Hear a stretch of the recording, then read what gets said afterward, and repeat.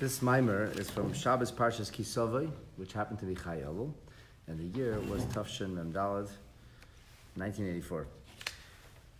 It's a rather long Mamar, and there's a lot packed in here. So, just to move it along, I'm going to synopsize just the beginning, without dwelling on the initial questions, and then we'll try to cover something. We'll try to actually have something we can cash and carry, walk away with. So the Mamar focuses on the mitzvah of bikurim, firstling fruit. This is the opening part of this week's Torah portion. The land of Israel is a gift from God, and we're supposed to treat it in a reverential way, a special way. That is to say, that because the soil is sacred, that which grows from the soil has to be treated as such. But then we'll starve. If it's all sacred, we can't eat it. So what do? The answer is that we take small amounts and we focus the holiness onto those small amounts, and then the rest is able to be consumed and eaten by us. And this happens really in two phases. The first phase is we go out to our farms, our orchards, and we see the beginning of the trees starting to blossom. And those first blossoms, we mark them with a piece of yarn, a piece of rubber, sometimes we mark the blossom. So later, when the petals fall off and the bulb emerges and eventually the fruit grows, we say, that was the first one to show up. So the first one to show up, that's the one we give to Hashem. And that's rife with all kinds of imagery and ideas and messaging. The first goes to Hashem, the best goes to Hashem, the finest goes to Hashem. First you give to God, then you take some, and so on and so forth. And then at a later point, when we bring in the harvest, so we take a certain amount, let's say for argument's sake 2%, and we give that, we separate that, we call it the heave offering, and that heave offering or truma is separated and given to the Kohen, who is a person who's supposed to be living by a special set of sacred kinds of laws and ordinances, and the Kohen being in a higher state of holiness. When the Kohen is in a ritual state of purity, then he can eat the special food, makes an additional blessing, bracha. Just like when we eat matzah, we make an additional bracha. You eat truma, you make an additional bracha. And that's the story of bikurim, firstling fruit, and meiser, and truma. So the Mamar opens by introducing a Medrash Tanchuma to us. And the Medrash Tanchuma says that Moshe Rabbeinu was able to foresee in the future a world without a Beis HaMikdash. I mean, Moshe Rabbeinu lived in a world without a Beis HaMikdash, but he lived in a world with a Mishkan. And from the time that a Mishkan was built, God's presence is amongst the Jewish people. There was no Bikurim. They were living in a desert. There was no Truma. There were no farms. That's why the Parsha opens up, V'haya kisava el ha'aretz, when you come to the land. The notion of firstling fruit and the notion of heave offerings necessarily requires the land of Israel. It can only be in Eretz Yisrael. But Moshe Rabbeinu foresees prophetically, they'll be in the land of Israel. There will be a Yerushalayim. There will be a Beis HaMikdash. But in the end, it'll be destroyed. And once it's destroyed, obviously, these mitzvahs cease to be relevant or applicable. Or so it would seem. Because there's no Beis HaMikdash, so you can't bring the offering. So, but he wanted to keep it fresh and dynamic and relevant. And how are we going to make this mitzvah work? So it says that Moshe Rabbeinu established that there should be prayers thrice daily, which is an interesting medrash altogether because we have this idea that the prayers were established in lieu of the offerings, the Tamid Shel Shachar, Tamid Shel Ben Arbaim, and here we have it. Not Avram Tiken, not Yitzchak Tiken, not Yaakov Tiken, which is a Mishnah in Masechtas Brachos. Not the idea that this takes the place of the offerings, but rather that Moshe Rabbeinu ordained that the prayers, or 3 prayers, would take the place of firstling fruit. So when the Rabbeim taught Chassidus on this parsha, many times they focused on this Medrash Tanchuma. Tzemach Tzedek, the Marash, the Rashab, and they asked really a uniform question. What is the connection between bikurim, between firstling fruits specifically, and the concept of prayer? How does one seem to take the place of the other? Especially because prayers are daily, ongoing, and constant, whereas bikurim was once a year. And even the notion of once a year, it was only in a specific time. You can only bring bikurim from Shavuot until Sukkot. There's an extension until Hanukkah. You can't bring Bikurim after that. And you can't bring Bikurim before that. So if Bikurim have a specific time, how does that dovetail into prayer? How does prayer replace it? Prayer is always a constant, and this is an exception? That's like a big question. So let's pick it up now from the second paragraph of the Mamar. To understand all of this. The first thing we're going to try to understand is better understanding the concept of bikurim. By the way, I very much doubt we're going to be able to get to any kind of satisfactory answer as to why bikurim take the place of prayer. I'm going to try to get there. I don't know if we'll get there. But the point is this. We will learn now about bikurim, about firstling fruit, through the prism of Chassidus, and we will come to appreciate this mitzvah, this notion and idea in an allegorical and ultimately meaningful way. So it's allegorical, but it's going to speak to us and inspire us, hopefully. Dehine ha-bikurim nikru b'shem reishis.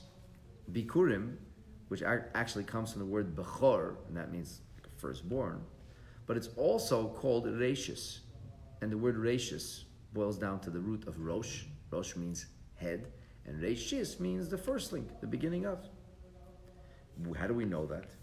Well, there's a pasuk that describes bikurim, and it's actually the first time bikurim were ever spoken of in the Torah. It's in the book of Exodus in Parshas Mishpatim, and it says, quote, reishis bikurei ad mascha, the first or the head of your firstling fruit. So before it's called bikurei ad mascha, before it's called firstling, it's called reishis, it's called beginnings. That's how the Torah identifies it. That's found in Parshas Mishpatim. Reishis bikurei ad mascha. So we see that they're called reishis. Why is it called reishis? Why do you have to add a word to bikurim? Bikurim is bechor, or firstling. Isn't that good enough?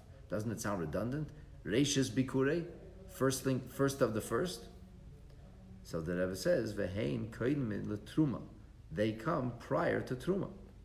Ukamesher kasov. As it says several verses later, in a different part of Parshas Mishpatim, it says it earlier, but anyway, it says, Malei ascha v'dim'acha lo yisa'acher. In the same parsha, it says, your maleya and your dima you shall not delay, which amongst other things means that you shall not give the gifts or the separation of special gifts in the Beis HaMikdash shall not be given out of order, in which you would give maleascha after dimacha, which Rashi explains there that maleascha refers to the firstling fruit, and dimacha refers to the truma. Rabbeinu Bechaya says there that maleascha means the fruit in its fullness, like the fruit that's malay, and dimacha comes from the term dema, which is like a tear or liquid, and that's when we don't give the truma from the grape, we don't give it from the olive, rather we give it from the liquid that's manufactured from it. So that's the idea of maleacha v'dimacha. Maleascha v'dimacha is the idea of first bikurim, and only afterwards the concept of truma. We're not supposed to give something that's supposed to be given earlier, don't give it later. Now, obviously, this is going to mix up the percentages. If you're supposed to give 2% of the final harvest to Truma, to the heave offering, and you include it to the Bikurim, you're going to end up giving more Truma, because it's 98% or 2% of a larger amount to begin with. And when you're going to take the Bikurim and separate them, you'll end up probably giving less Bikurim, or certainly you'll give more Truma. So it actually fiddles with the statistics, or with the percentages here. The percentages. So therefore the Bikurim are supposed to be done Koidim L'Truma. Kipsaka Rambam, as the Rambam rules in the laws of Truma in the 3rd chapter, that he says clearly this is the way it has to be done. Val Yedei Bikurim V'Truma, and through both these two mitzvahs, the mitzvah of giving the firstling fruit and the mitzvah of the heave offering of Truma, Poitrim Achar Kach Es Kol Hakri. So with this, we're able to exempt the entire harvest. So the kri is the terminology that's used to describe the harvest, broadly speaking. But the kri, or the harvest, has to first be separated. Only after you separate that which has to be given to Hashem, to the Beis HaMikdash, to the Kohen, only after you do that, then you can benefit or enjoy the rest. V'nimtza, so the Rebbe says, so it turns out that basically, that when you look at a harvest, you're looking at 3 different levels, or 3 different dimensions here. There's the bikurim of it, which is included in that harvest. There's the truma, which is the next thing to be separated. And then finally, the sha'ar akri, the leftovers. So this brought down the Chasam Sefer, and others say that the concept of truma is that the holiness is on the entire kri, and therefore it's off limits. It's called tevel, actually. We're not allowed to use it or benefit from it. It's a grave sin. But when we take a small amount and we focus the holiness onto a small amount, what happens is that the rest, the holiness is lifted from the rest, and it's focused onto a small amount, and the small amount becomes holy, and the rest can be used in a mundane fashion, an ordinary fashion. So this is the story of the Kri. The Kri, the entire Kri is holy. If the Kri, or the whole of the harvest, wouldn't be holy, then you wouldn't be able to take a small amount of it and make it holy. The holiness has got to come from somewhere. So it's a broad, overarching holiness that gets zeroed into or focused on a small amount. And the reason that every harvest has three levels, a bikurim level, a truma level, and then a regular ordinary harvest level, which we call in Hebrew bikurim, then truma, and then kri, is because since we have these three ideas in things that come from the ground, things we harvest, so it's Muvan that Rebbe says, understood, sheyeshtem gam beruchnius hanyonim, that these things, these ideas have to exist allegorically as well. But here's the thing, when we talk about allegory, oftentimes we're talking about a secondary meaning. So there's the meaning, and then there's the allegorical meaning, then there's the metaphorical meaning. Really and truly, when we speak here, the essential meaning is the spiritual meaning. It's almost like the physical material is allegorical of the spiritual, not the other way around. So when we speak about the concept of everything we see in this world, we know that it comes from, or it exists initially, on a loftier spiritual level. Ukemaimer. This fits perfectly with the saying of our sages, a very famous saying, which comes from the Zohar, Istakel be'iraisa ubar alma. God looked into the Torah and created the world. In other words, the systems that are used to create reality in the physical, material, and even corporeal sense, those systems are taken from somewhere. Where'd it come from? So it exists on a spiritual level, and because it exists on a spiritual level, that's how it filters down also into the reality as we know it in the Olam Haza Gashmi, in this material world. So it must be that whatever exists in the material world from a Torah perspective must exist in the spiritual world. That everything in this world, their source, their root, their origin, is the way they are in a spiritual level. As they exist, as they exist in the Torah. So God looks into the Torah, sees the things in the Torah, so to speak, and the Torah is the blueprint. And then that gets replicated into the physical way. The Torah is the source of it. If you identify something in this world, you must say that it necessarily existed previously in the Torah already. I said, we're kind of going backwards now. The material world is a reflection of Torah truisms. We don't know what the Torah truisms are. We know what the material world is. So by analyzing the material world, we kind of work our way backwards and say, aha.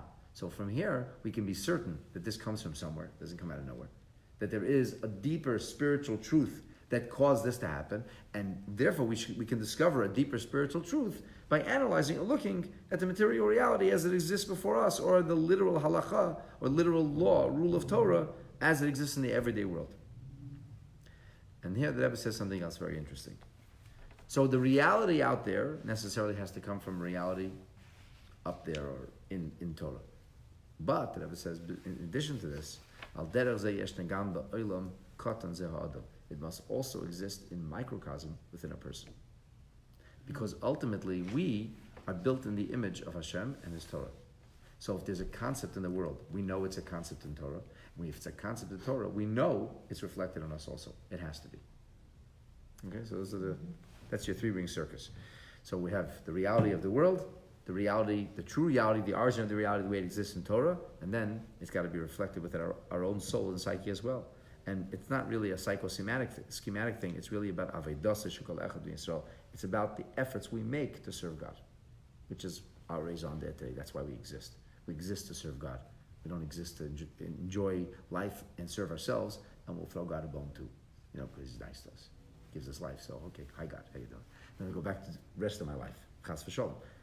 The work, the toil, the efforts that we make on each and every one of us to try to make this world a godly place, to try to serve Hashem, that is what life's about. Okay, so what is it? So what is the allegorical meaning of Truma? What does Truma or Bikurim mean in a spiritual reality? And what does it mean in our world?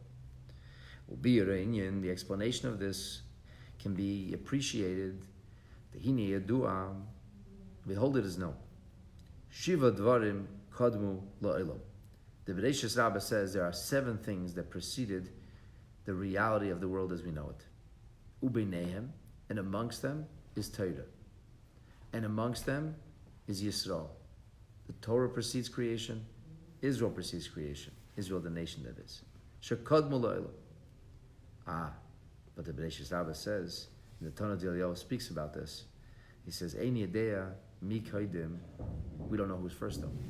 Okay, I know the Jewish people, the spiritual origin of Am Yisrael, I know that comes before the world. I know that the spiritual origin of Torah that predates the world. But the Torah D'Eliyahu says, okay, who was first? In that pecking order, who came first? We know it's before the world, but who came?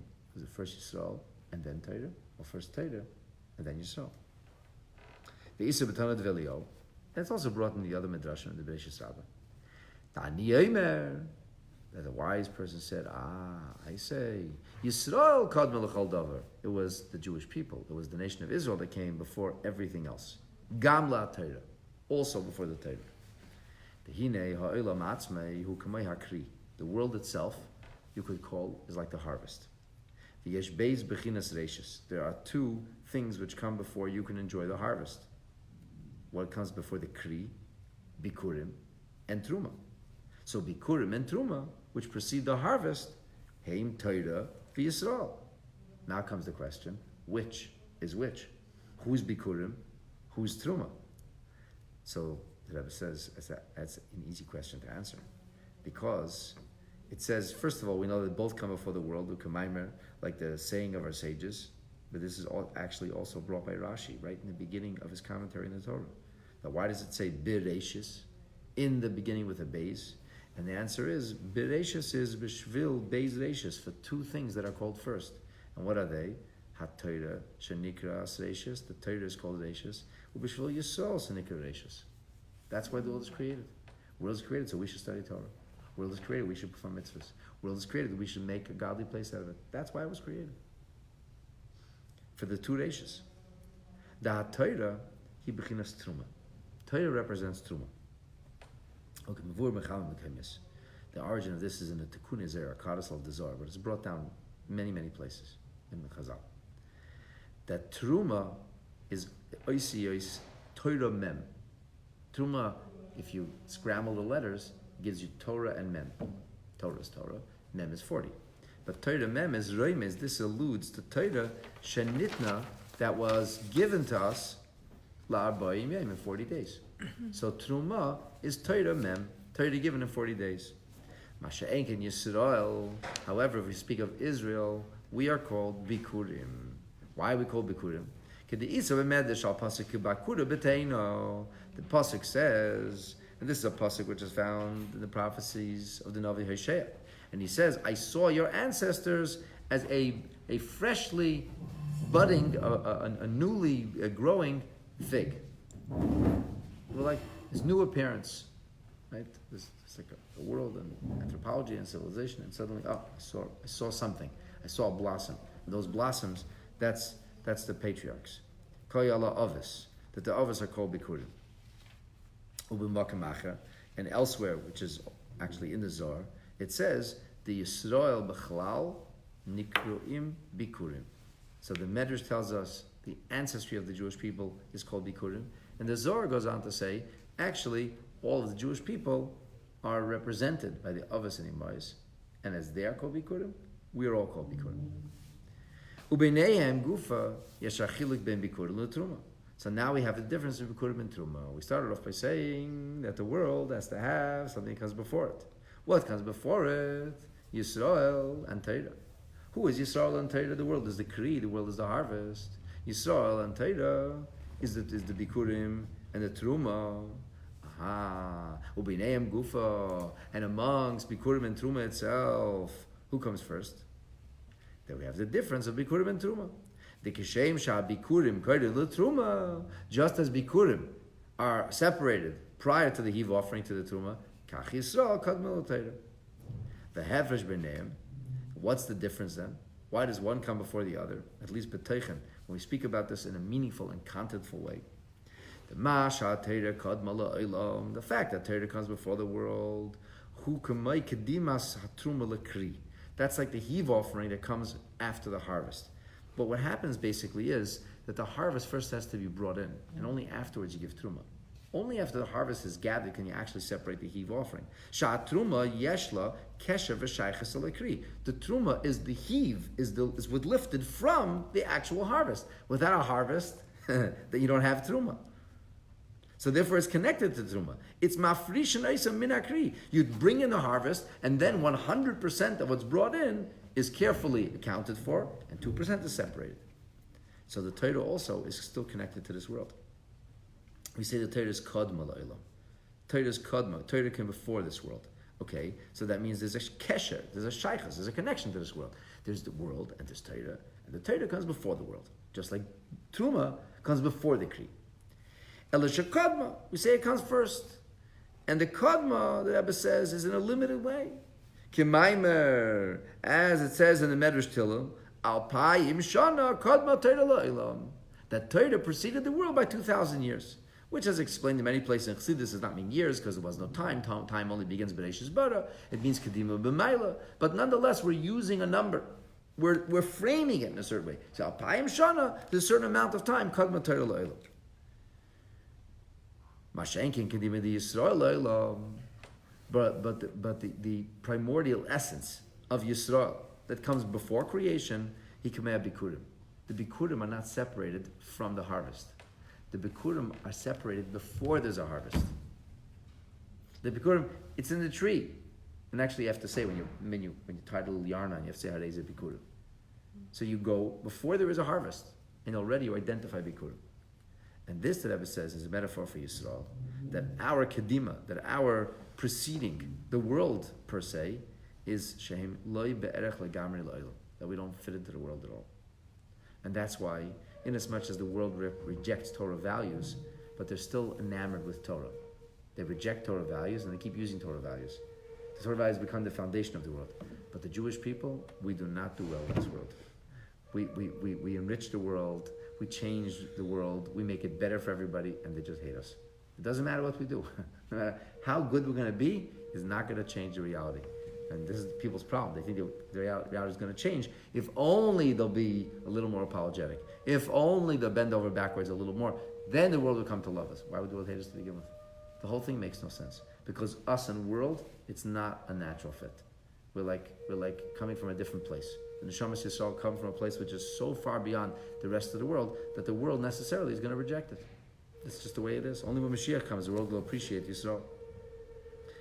So the Rebbe goes on to say that just like this is true with regard to the world in general, broadly speaking, and creation in the world, Bikurim and Truma, that there's Neshamas Yisrael and there's Torah and there's the harvest, which is the world.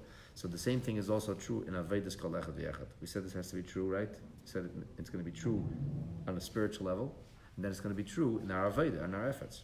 So here the Rebbe says, Bereshis is B'Shvil Yisrael or B'Shvil HaTorah. The world is created for the Torah and Yisrael. Created for what?